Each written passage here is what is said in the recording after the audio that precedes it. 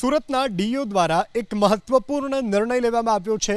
અત્યારે હાલ જે પ્રકારે વાતાવરણ બદલાયું છે તેને કારણે મહત્વપૂર્ણ નિર્ણય આકરા તાપ અને હીટવેવની ગંભીરતાને ધ્યાને રાખીને વિદ્યાર્થીઓના હિતમાં નિર્ણય જિલ્લા શિક્ષણ અધિકારી ભગીરથસિંહ પરમારે શાળાઓ માટે કડક માર્ગદર્શિકા જાહેર કરી છે।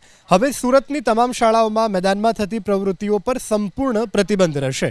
પીટીના પીરિયડ હોય કે અન્ય કોઈ ઇતર પ્રવૃત્તિ શિક્ષકો વિદ્યાર્થીઓના મેદાનમાં લઈ જઈ શકશે નહીં।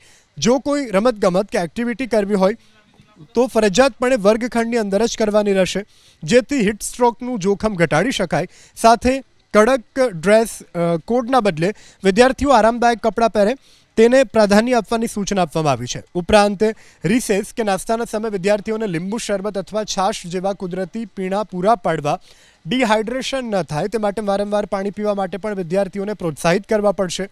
વર્ગખંડની અંદરનું વાતાવરણ ઠંડુ અને અનુકૂળ રહે તે માટે શાળા તમામ કુલિંગ સુવિધાઓ તપાસવા પણ કડક આદેશ આપવામાં આવ્યા છે।